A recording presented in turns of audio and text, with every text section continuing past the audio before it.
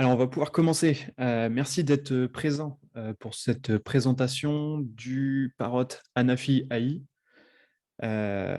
Vous verrez, donc, il y a avec nous aujourd'hui Nessim Djebar qui est présent et qui pourra m'accompagner sur la session de questions-réponses à la fin de cet exercice.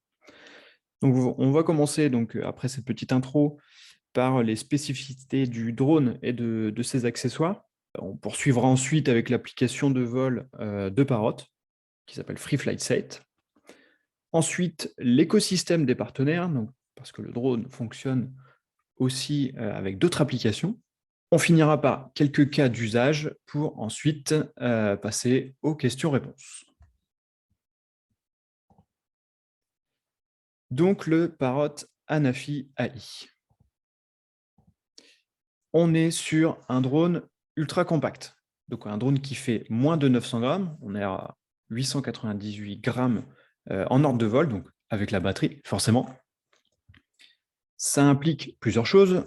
Déjà, si vous voulez voler en catégorie ouverte, qui est la catégorie, on va dire, de vol la plus accessible, on peut voler avec ce drone aujourd'hui en catégorie A3, donc à distance des agglomérations et des gens. Si maintenant vous êtes télépilote professionnel, donc de la catégorie spécifique, vous pouvez voler dans les scénarios S1 et S3 avec ce drone, étant donné son poids. Donc S1 hors agglomération à vue, S3 en agglomération à vue également. On est sur une autonomie de 32 minutes, donc avec des batteries intelligentes qui se rechargent en USB-C, donc ça c'est assez intéressant, c'est assez facile du coup sur le terrain de pouvoir recharger les batteries et de repartir. 32 minutes de vol. On a quelque chose d'assez nouveau chez Parrot, c'est la détection d'obstacles omnidirectionnels. Je vous le présenterai ensuite, c'est un point assez important et appréciable sur ce drone. Son capteur, donc le principal sur le drone finalement, on vole pour capter de la donnée, on est sur une caméra RGB, donc dans le spectre visible de 48 mégapixels.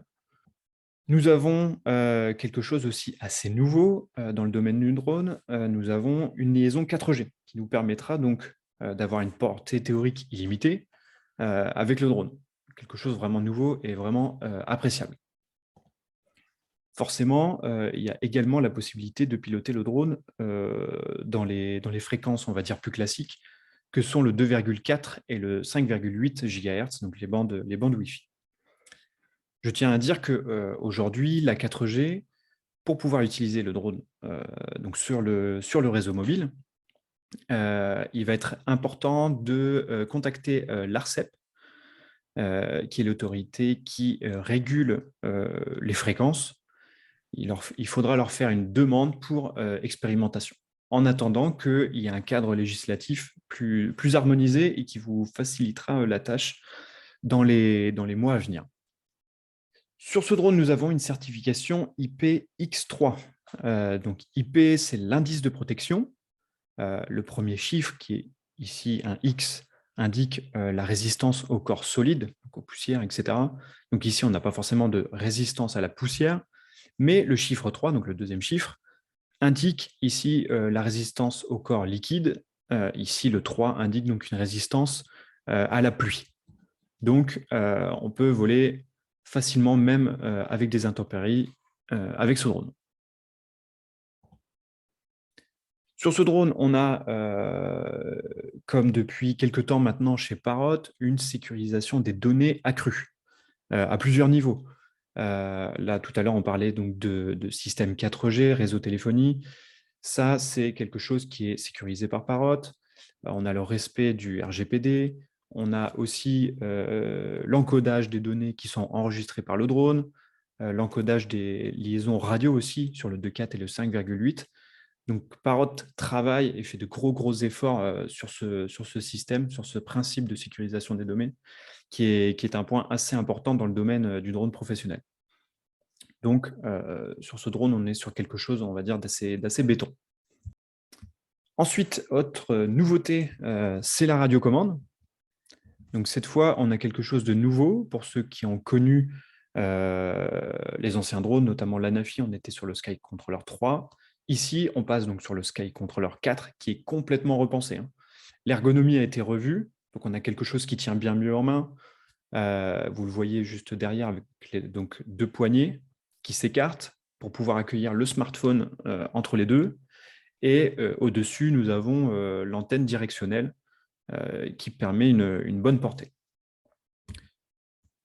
Pour les spécificités de cette radiocommande.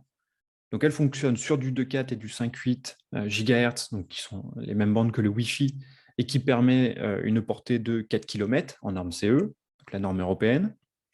Quelque chose de nouveau, donc on en parlait juste avant, forcément, si le drone est compatible avec la 4G, la radiocommande l'est également.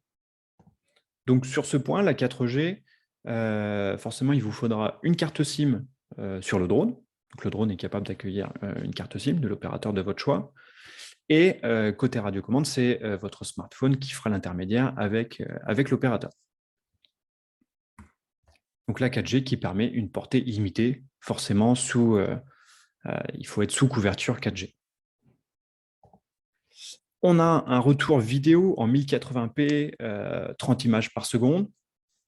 La radiocommande peut accueillir donc, des smartphones et des tablettes jusqu'à 8 pouces. Donc ça correspond à peu près à un iPad mini. Je sais qu'il existe aussi maintenant des supports pour pouvoir, si vous avez un iPad Pro qui est bien plus grand que 8 pouces, vous avez des supports qui permettent d'accueillir quand même de plus grandes tablettes. Autre grosse nouveauté qui était attendue par pas mal de monde sur cette radiocommande, c'est une sortie micro HDMI, ce qui va nous permettre de caster potentiellement le retour vidéo sur une télé, un écran plus grand, voire même un PC sécurité, des choses comme ça. Ici, on a une autonomie de 2h30, sachant qu'elle se charge également en USB-C, comme un petit peu tout l'environnement qui tourne autour de la NAFI AI. La partie captation d'obstacles. On est sur quelque chose d'assez nouveau dans le domaine. Donc, vous avez 2 capteurs optiques sur les côtés de la caméra que vous pouvez voir et qui vont s'orienter en fait en fonction des mouvements de votre drone. C'est-à-dire que si vous allez vers l'avant, les capteurs restent positionnés vers l'avant. Si vous allez vers l'arrière, ils vont regarder vers l'arrière et ainsi de suite. Vous pouvez, forcément, ils ont un angle de vision assez large, ce qui va pouvoir permettre au drone aussi de détecter les obstacles dans les environs. Donc, on a vraiment une détection d'obstacles à 360 degrés et qui est complètement active. Donc, voilà pour la nouveauté. Donc, le fonctionnement de ces capteurs d'obstacles, hein, c'est ni plus ni moins que de la photogrammétrie. Le drone, en fait, va reconstituer en 3D ce qu'il voit dans les environs de lui, et ce, jusque 30 mètres. Pour la caméra, donc la caméra, on est sur un 48 mégapixels, donc un capteur 48 mégapixels de 1/2 pouce. Autre nouveauté chez Parrot, c'est la stabilisation sur 3 axes. Donc là, je parle de stabilisation mécanique. Vous le voyez, donc la petite caméra sur le côté donc va amortir tous les mouvements du drone, et ce, sur les 3 axes de vol. En plus de la stabilisation mécanique, vous avez aussi une stabilisation numérique. Donc, stabilisation 6 axes, qui va vous permettre d'avoir un retour vidéo, un film, des photos, etc., hyper smooth. Ensuite, on a quelque chose d'assez habituel dans la gamme Anafi de Parrot, et c'est une de ses grandes forces, c'est la caméra qui va pouvoir s'orienter du zénith, c'est-à-dire complètement vers le haut, au nadir, complètement vers le bas. Là où la plupart des autres drones vont pouvoir orienter leur caméra que de l'horizon au nadir. Ici, c'est super intéressant dans le cadre d'inspection, si vous allez sous des ponts ou sous des bâtiments, tout simplement pour faire de la contre-plongée et voir des angles qui sont difficiles à apercevoir avec d'autres drones. Ici, on a cette caméra. On peut, avec cette caméra, avoir du zoom numérique, donc jusqu'à 6 fois sans perte lorsque l'on filme en 1080p. Donc ça, c'est aussi intéressant dans le cadre d'inspection ou de recherche notamment. Les photos sont enregistrées soit en JPEG, soit en DNG. Autre chose super intéressante sur ce capteur, c'est son optique à faible distorsion. Là où sur d'autres drones, on a une sorte d'effet un petit peu fisheye, Là, on a quelque chose qui est complètement flat, une image très, très flat, ce qui nous permet d'avoir des résultats, surtout en photogrammétrie, qui sont vraiment top. Et ça, vous le verrez donc juste ensuite. Nous avons ensuite la possibilité de filmer jusqu'en 4K et en 60 images par seconde. Et donc cet ensemble va nous donner un GSD. Alors pour ceux qui ne sont pas familiers de la photogrammétrie, le GSD, c'est la taille du pixel au sol ou sur l'objet que l'on vise lorsque l'on fait de la photogrammétrie. Donc GSD pour Ground Sampling Distance. Et donc c'est une donnée assez capitale lorsque l'on fait de la photogrammétrie. Et ici, pour vous donner un ordre d'idée, le GSD mesure 0,46 cm lorsque l'on vole à 30 mètres du sol ou de l'objet en question. L'application de vol, voici comment elle se présente. C'est juste un screenshot. C'est quelque chose d'assez épuré, donc Free Flight 7, je le disais tout à l'heure, disponible aujourd'hui sur iOS et en cours de développement sur Android. Donc on a la partie supérieure avec le retour vidéo, donc quelque chose qui ressemble finalement pas mal à Free Flight 6 que l'on retrouvait avec les anciennes Anafi, avec des fonctionnalités forcément propres à l'Anafi AI ici. Donc on retrouve sur la partie vraiment supérieure du retour vidéo nos informations de télémétrie, vitesse horizontale et verticale, hauteur de vol, distance, niveau de batterie, statut du drone, etc. Ici, on voit qu'on a les deux joysticks qui s'affichent. Donc ça, c'est simplement, l'ensemble est un screenshot que l'on a pris sur iPad. On n'est même pas obligé d'utiliser la radiocommande. Ici, dans ce cas, on utilisait l'iPad simplement.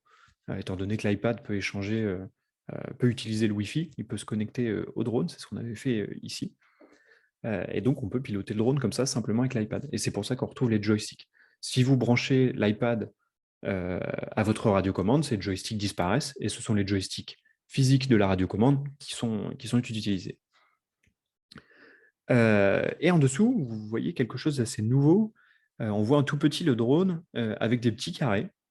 Et les petits carrés, en fait, ce sont la détection d'obstacles. Et donc, c'est l'analyse faite par les deux capteurs que l'on voyait tout à l'heure, qui va analyser l'environnement pour optimiser le vol et éviter surtout les obstacles. Et sur la partie inférieure gauche, on peut retrouver les différents modes donc, de photos, vidéos, etc. Et donc là, on est dans un contexte de vol manuel. Forcément, l'application Free Flight 7 permet ça, donc le retour vidéo pour du vol manuel, mais permet aussi et surtout de faire du vol programmé.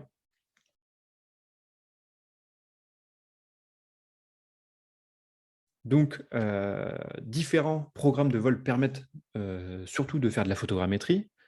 On peut retrouver des modes assez habituels, donc un passage en mode 2D avec la caméra au nadir, des vols en grille, etc. Des choses qu'on retrouve aussi chez le partenaire comme Pix4D. Mais ici, on a quelque chose d'assez nouveau, et c'est ce que vous allez voir donc, sur cette vidéo. Mais quelque chose d'assez nouveau qui est le mode photogrammétrie 3D. Et vous l'avez vu, en fait, directement sur le fond de carte, vous pouvez retrouver en fait les bâtiments, lui donner une hauteur, donc vous avez un volume à modeler, et le drone va optimiser son vol autour de ce volume. Donc ça, c'est quelque chose d'assez nouveau. Si vous voulez faire quelque chose de plus avancé, ou qui change, qui n'est pas forcément orienté photogrammétrie, vous avez aussi le choix d'utiliser d'autres applications partenaires de Parrot. Donc, dans l'écosystème Parrot, vous avez Pix4D, qui est une suite de logiciels et d'applications dédiées à la photogrammétrie. Vous avez aussi des choses peut-être un petit peu moins connues, comme DroneSense, qui est une plateforme utilisée par exemple par les pompiers pour de la gestion de flotte de drones. Je vais vous le montrer juste après, ces choses-là. QGC, qui va permettre, c'est une application qui est en open source et qui permet de faire des plans de vol un petit peu avancés avec votre appareil. Et également d'autres choses comme Aloft, Survey, Textron, Overseen, UGCS, etc., etc. Il y en a vraiment pas mal. C'est une petite sélection. Je vais vous en montrer quelques-uns, un peu plus dans le détail. Donc Pix4D, bon, c'est le plus connu, c'est ce qui est vraiment orienté photogrammétrie. Vous avez les applications, donc vous pouvez tout à fait utiliser Pix4D Capture ou Pix4D Scan pour optimiser vos plans de vol à la place de FreeFlight 7, hein. C'est complètement compatible. C'est un avantage. Vous avez aussi derrière les logiciels qui sont compatibles, donc Pix4D Inspect, qui va vous permettre de faire de la photogrammétrie dans la vue pardon, vraiment d'analyser, par exemple, euh, des tours télécom.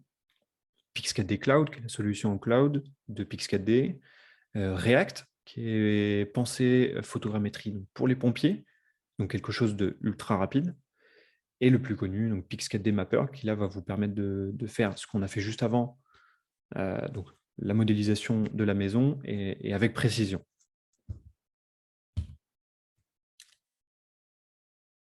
Vous avez aussi DroneSense, par exemple. Donc DroneSense, qui est une application, une plateforme qui va permettre de gérer plusieurs drones, etc., qui est vraiment pensée clairement pompiers et services de sécurité, où on a une partie dédiée au télépilote, c'est ce qu'on voit là à l'écran, où le télépilote va pouvoir recevoir des informations potentiellement d'un PC sécurité ou quelque chose comme ça, qui lui va pouvoir recevoir en fait les données, donc retour vidéo, information de vol, etc. Et tout ça dans l'optique d'optimiser les missions sur le terrain. Un autre exemple, un peu différent, QGC, qui est en open source, que peut-être certains d'entre vous ont pu tester avec des drones qui fonctionnent sur du PX4, etc. Ça, l'avantage, c'est que c'est open source et que vous pouvez ajouter vous-même des briques à l'application pour faire des choses particulières à votre métier.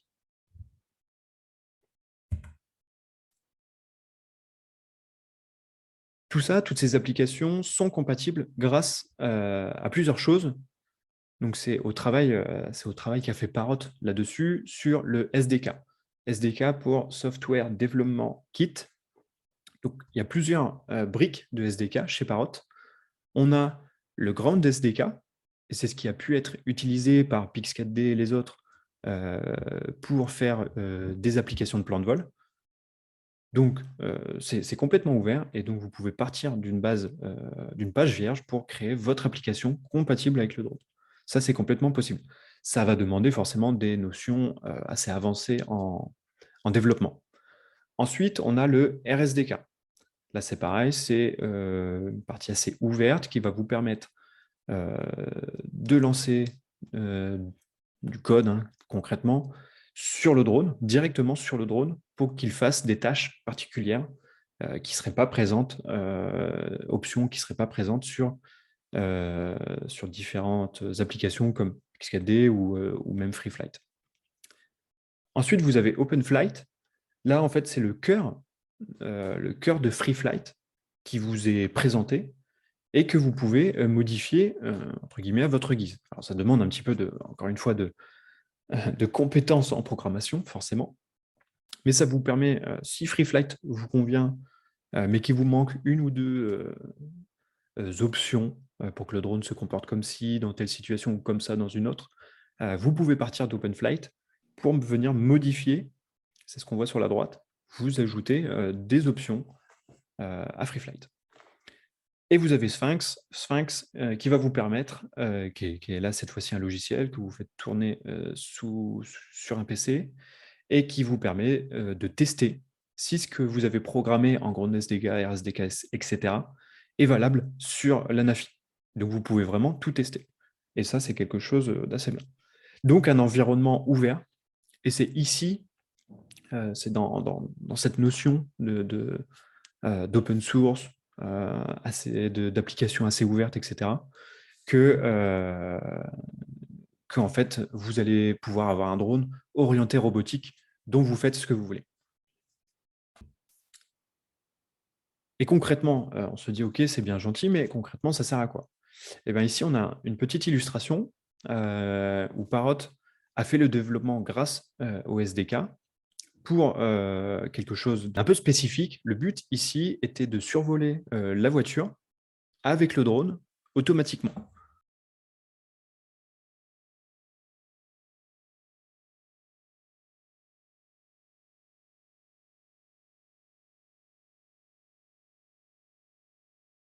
Alors voilà, le drone décolle. Et donc, grâce aux caméras d'évitement d'obstacles, le drone suit la voiture pendant qu'elle roule et vient atterrir dessus. Donc voilà, à partir d'un cas comme celui-ci, on peut s'imaginer tout et n'importe quoi. Et du coup, si vous avez des idées, eh bien, c'est grâce au SDK que vous pourrez atteindre votre but. Ici, je vais vous montrer maintenant quelque chose dans le cadre d'une inspection. Ici, l'application qui est utilisée, c'est l'application qui s'appelle Pix4D Scan, et derrière, c'est le logiciel Pix4D Inspect, qui est vraiment orienté, je vous le disais tout à l'heure, sur l'inspection ici d'une tour télécom, dans le but de la maintenir. Je lance la vidéo. Donc, tout est automatisé, hein. On le voit que le télépilote ne touche pas du tout à la radiocommande, et vous obtenez un modèle 3D dans le but de sortir des rapports d'inspection. Le gros avantage ici, en fait, c'est vraiment le gain de temps. Pour ceux qui ont déjà fait de l'inspection, on va dire à l'ancienne, connaissent ce que c'est que de se retrouver avec des milliers de photos d'une antenne télécom et de se retrouver dedans, d'aller chercher des défauts dans des centaines de photos qui s'appellent JPEG 1, JPEG 2, etc. Ici, vraiment, l'application et le logiciel derrière, donc Pix4D Scan, Pix4D Inspect, permettent vraiment d'optimiser votre vol et de faire automatiquement, et à base d'intelligence artificielle, des rapports d'inspection. Ici, c'est une vidéo, donc on a fait un test en photogrammétrie donc du drone. Donc ça fait l'objet d'un article sur le blog Abbot. Vous pouvez le retrouver directement sur le blog Abbot. Le test donc, de la NAFI en conditions réelles. Et donc, on a un résultat assez fin, hein. Donc ici, c'est le survol d'un hangar, modélisation d'un hangar. On a fait on a utilisé le mode de vol 3D. Donc le drone là, a fait un passage avec la caméra au nadir, puis un cercle autour du bâtiment, ce qui nous permet donc de modéliser correctement non seulement la toiture, mais aussi les côtés du bâtiment. Et donc ça, le traitement ici a été fait avec Pix4D Mapper derrière. Donc on a pris environ 300 photos, et le traitement a pris environ 1h30. Et donc là, ça peut servir à pas mal de choses. J'ajouterai pour les plus connaisseurs que en photogrammétrie, ce drone est assez intéressant parce que non seulement donc, il prend des photos, mais qui sont avec très peu de distorsion. Donc j'ai fait des tests en prenant en compte la distorsion et sans prendre en compte la distorsion sur Pix4D Mapper, et les résultats sont très similaires. Donc, preuve de peu de distorsion. Si on fait ça avec certains autres drones, on se retrouve avec des catastrophes, hein. Voilà un petit peu, et aussi autre chose assez intéressante, c'est qu'à chaque photo, le drone enregistre la précision pour chacune des photos. Là où d'autres drones se contentent d'enregistrer des coordonnées sans notion de précision. Ici, on a la notion de précision, et dans cet exemple-là, donc c'est en campagne, on était à environ 50 cm de précision pour chaque photo. Voilà, c'est quelque chose d'assez intéressant une fois qu'on fait la restitution. Alors bien sûr, je parle vraiment des photos, hein, des 50 cm. Bien sûr, en résultat final, on peut tout à fait obtenir des résultats centimétriques si on met quelques points de calage dans les environs. Donc voilà, maintenant sur la partie, on va dire, un peu plus concrète, le drone est livré donc dans la valise que vous voyez juste derrière, avec donc la radiocommande SkyController 4, une batterie, un multichargeur. Donc on entend par multichargeur, c'est un slot où vous pouvez brancher plusieurs câbles USB dessus. Je vous l'ai dit, tout l'ensemble se charge en USB-C. Voilà, donc vous êtes prêt à voler pour donc un prix à 4 000 € hors taxe.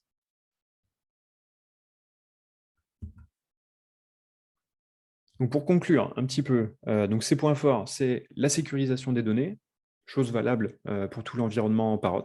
C'est valable aussi pour la NAFI USA avec la caméra thermique. L'avantage, c'est aussi sa compacité. Donc on est sur un drone de moins de 900 grammes, donc c'est un gros avantage. Aussi, avec la législation européenne qui se met en place, et aussi pour la rapidité de mise en œuvre, hein, parce que j'en ai pas parlé pendant ce webinaire, mais on a une mise en œuvre qui se fait en moins d'une minute, hein. C'est aussi le grand avantage des drones de Parrot. La résistance à la pluie, donc ça, quand on vole, quand on est entre deux météos, ça nous permet de faire ces vols en toute sérénité. L'environnement open source, qui va vous permettre vraiment de faire ce que vous voulez du drone. Déjà, vous avez vraiment une multitude d'applications qui existent si vous n'êtes pas développeur, mais si vous avez des fonctionnalités particulières dont vous avez besoin, vous avez aussi la possibilité de les faire développer. Ces capacités en photogrammétrie qui sont plutôt bonnes pour ce genre de drone, et la 4G. Voilà un petit peu pour les points importants de ce drone. Et on va pouvoir passer aux questions-réponses si vous en avez. La version Android de FreeFlight 7 est-elle déjà disponible? Elle n'est pas disponible, pas à ma connaissance. Est-ce que tu m'entends, Maxence? Oui, je t'entends. Si tu peux y répondre, ce sera parfait. Ouais. Super. Du coup, je me connecte. Un grand merci à toi, Maxence, pour la présentation qui était très qualitative. Merci. Et du coup, je vais essayer de répondre avec toi aux questions. Donc non, pour l'instant, le drone n'est compatible que iOS. Les versions Android sont en développement chez nous. Développer des versions Android, c'est assez complexe dans la mesure où on a énormément de surcouches des différents constructeurs et ça peut causer quelques soucis. Donc, c'est quelque chose qui est toujours à l'étude chez nous et dès que ça sera disponible, on vous donnera l'information le plus rapidement possible. Top. Du coup, j'ajouterai à ça que, par contre, les applications, par exemple, de Pix4D qui tournent sous Android seront compatibles, elles. Comment est abordée la 4G en France? Alors, j'ai fait quelques recherches là-dessus, et donc c'est l'ARCEP qui gère ça. Alors, j'ai plus le sigle sous les yeux, mais en gros, c'est l'autorité qui gère les fréquences. Aujourd'hui, il y a des travaux qui sont faits pour l'harmonisation dans toute l'Europe de l'utilisation des réseaux téléphoniques par des drones et des robots. Ils font des travaux pour voir si ça ne perturbe pas le réseau téléphonique et inversement, si le réseau téléphonique ne perturberait pas le vol d'un drone. Les travaux sont assez encourageants, etc. Mais forcément, ce qui demande une harmonisation à une échelle européenne, c'est quelque chose qui prend un peu de temps. Et donc, ça devrait y avoir une harmonisation et donc une utilisation autorisée de façon simple qui devrait arriver dans les mois à venir. En attendant, il faut faire une demande à l'ARCEP de dérogation pour expérimentation pour voler avec la 4G. Je prends juste la question vue au-dessus sur le SAV, qui est une question tout à fait pertinente. Alors, en toute transparence, nos distributeurs gèrent la partie SAV pour les clients qui achètent notamment chez Studio Sport ou Abbott. Ça sera Studio Sport ou Abbott qui réalisera la prise en charge.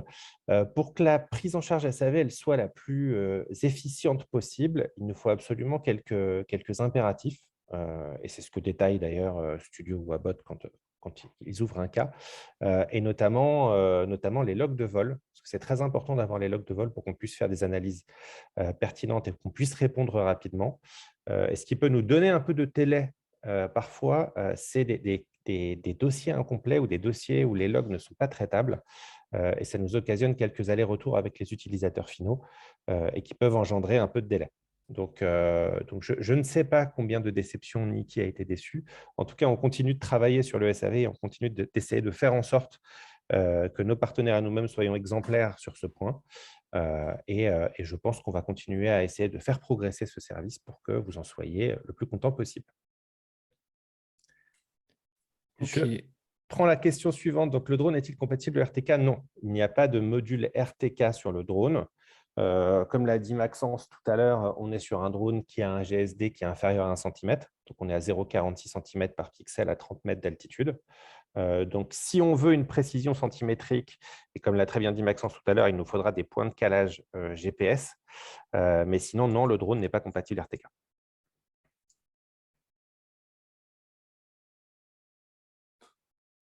Pour le choix des points de calage, à quelle dimension et signalisation de ces points pour une meilleure qualité en traitement? Qu'il y a des points de calage observés par GPS de précision. Alors là, c'est comme pour tous les drones, quand on veut mettre des points de calage, quand on n'a pas de RTK, il va falloir en mettre, en théorie, c'est au moins 5. parfois plus si la mission est très très grande. Tout dépend de ce qu'on recherche comme résultat à la fin, tout simplement. Mais si on va rechercher du centimètre, enfin, ou quelque chose dans ces eaux-là, on va en mettre quelques-uns.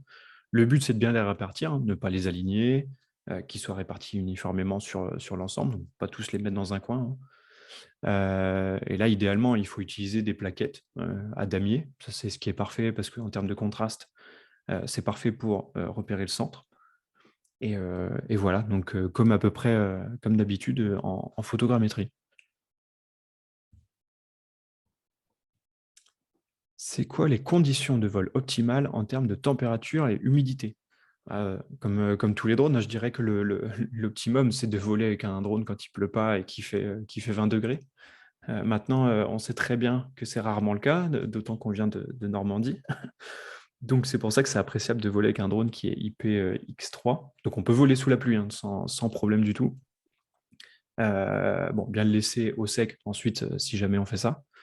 Mais sinon, il résiste à peu près à tout. Et après, il faut aussi un peu faire attention au vent. Alors, même s'il résiste bien, forcément, si c'est la tempête, mais ça, comme tous les drones, on peut pas voler. Alors, juste un point de détail que j'ajoute, c'est que les batteries sont utilisables sur une plage de température de moins 10 degrés à plus 40 degrés. Ok. Donc, pour la résistance au vent, on est à peu près à 50 km/h de résistance au vent, parce que c'est la vitesse maximum du drone, sachant qu'au-delà de 50 km/h, le drone va drifter. Et puis après, comme cela a été dit, le drone résiste aux projections d'eau et notamment à de la pluie. C'est assez appréciable, notamment quand les conditions climatiques changent en pleine mission. Après, idéalement, si vous êtes sous des trompes d'eau, essayez de mettre en sécurité votre drone dans la mesure où, de toute façon, votre capteur ne va pas être exploitable. C'est ça.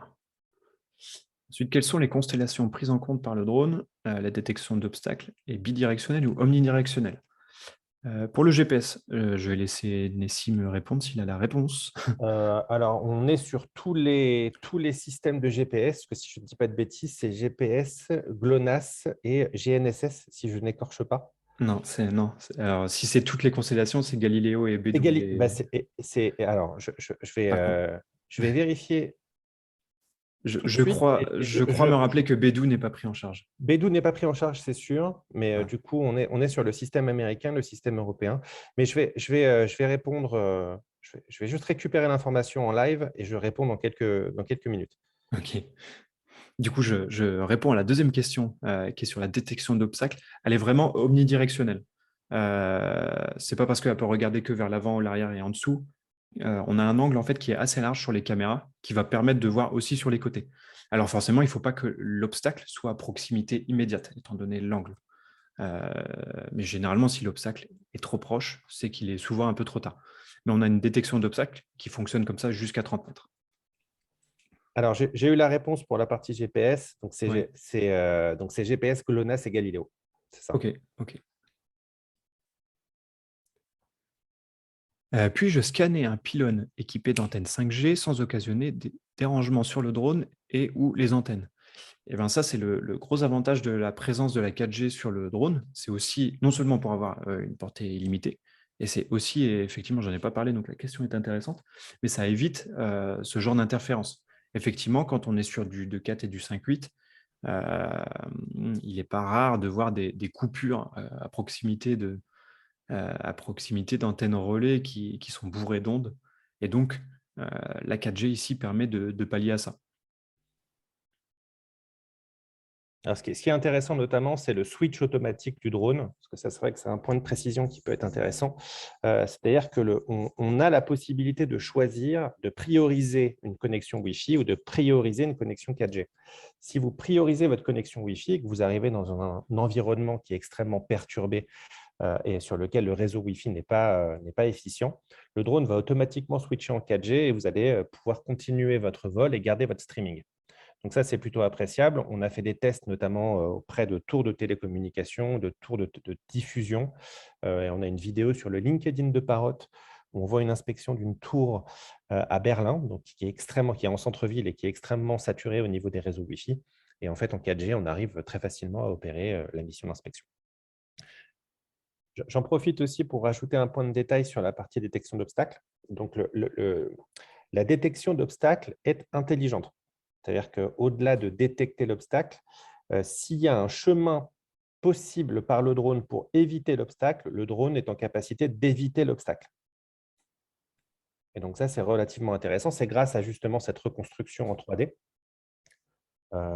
que les caméras stéréoscopiques du drone sont capables d'opérer en plein vol. Et donc, si vous faites le test et que vous vous positionnez en face du drone et que vous volez tout droit, le drone va vous éviter, soit par la droite, soit par la gauche, en fonction du chemin le plus propice pour continuer sa route. Je dois voler dans une zone très ferreuse en industrie, cage de Faraday, la 4G doit également m'aider. Effectivement. De toute façon, enfin, là où justement la 2.4 et la 5.8 trouvent des limites, la 4G généralement permet de pallier à ce genre de problématiques. Après, faites attention parce que donc, dans un endroit comme celui-ci, le drone peut être aussi perturbé, on va dire, en interne sur ses compas, etc. Donc, de toute façon, il faut rester prudent. Eh ben, merci à tous. Un grand merci à Maxence. Je te laisse conclure. Merci à toi aussi, Nessim. Pour ceux qui ont encore des questions, n'hésitez pas à les poser directement à contact@abot.fr ou appeler directement. Merci à tout le monde.